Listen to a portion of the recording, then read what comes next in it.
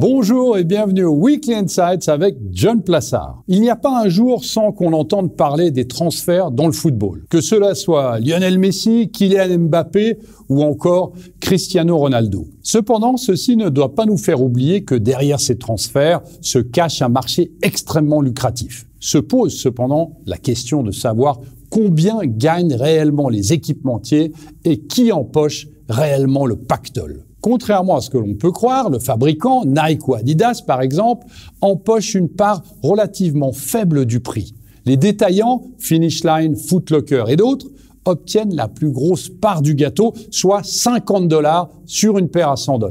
L'obtention par les détaillants de 50% du prix de détail final est une pratique courante dans le secteur de la chaussure s'il n'y a pas de démarque spéciale, bien évidemment. Le fait que les détaillants prennent une grande partie de leurs bénéfices est une raison importante pour laquelle les équipementiers attirent davantage d'achats vers adidas.com ou nike.com. Cela fait une énorme différence en termes de marge bénéficiaire. Par conséquent, il est préférable pour Nike que vous achetiez directement chez Nike. En fait, sur une paire de chaussures de $100, Nike ou Adidas, par exemple, réalisent en moyenne un bénéfice de $21,5. Le reste étant le coût de fabrication, les taxes, les assurances, le transport et les $50 pour les détaillants. Ensuite, après impôts et dépenses administratives,